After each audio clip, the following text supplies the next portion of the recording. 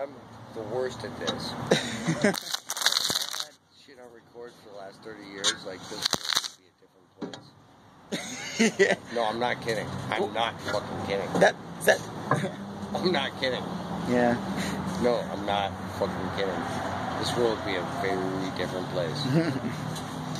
No, I had this bit that I was working out about black comedians being on the front lines of racial justice, like actually being the ones on the front lines.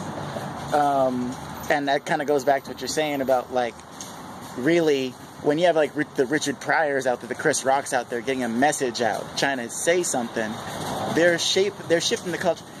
Look, I was doing politics, right? I was a community organizer, I was doing politics, you know, and that was my whole thing. And I realized I was doing it for the wrong reasons. I was doing it because I wanted people to like me. I wanted to be validated, affirmed, whatever. You know, I didn't have that many friends growing up. So when I started doing politics, it's like, oh wow, Jordan's like making, it started on college. Jordan's making all these different, you know, changes on campus. And then I ended up doing it in like a, you know, over in the Poughkeepsie, this little small city north of New York City. And I started doing it there. And I was doing it for the wrong reasons, right? I was doing it for ego, and I was doing it for wanting to be liked and valued, whatever. And then the world fucking crashed a few months ago, and now I'm out here, you know, trying to do what I love instead of what, you know, I guess what others thought. Was thrust upon, exactly, right? So now, like, when I'm out, and I realize that it's not, I mean, sure, politics changes things. I'm well, how are you? Better now, I saw that smile. Aww.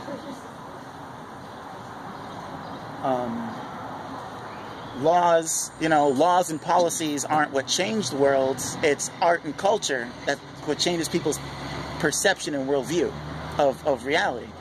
So really, the only way you can shift someone's worldview is they have to experience something. And art is that experience. When we're artists out here, which is funny because Kanye has this whole thing. He's like, the only thing you have to say to an artist, if you ever see an artist, the only thing you can ever say to an artist is thank you. You know, that's the only thing you ever say.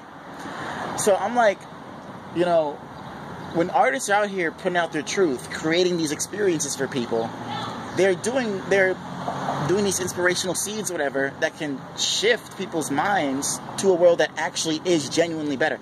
You can pass a Civil Rights Act and still have niggas being lynched, right, in the streets. Doesn't do anything. But if you're a racial comedian, being like, all right, these niggas are funny. You know, these niggas got something going on. Or something like that, right? You know, that makes people see whatever they thought they knew, see it in a different light. That's when the actual change happens. So I feel like me coming out here and doing all this, I feel like is also kind of a part of this bigger picture. So I was working on this bit of like trying to be, just imagine, I mean, okay, it's one thing if you're Malcolm X, it's another thing if you're Richard Pryor. You got black people getting beaten in the streets all around, you know, and attacked and hosed down, and you're out, you know,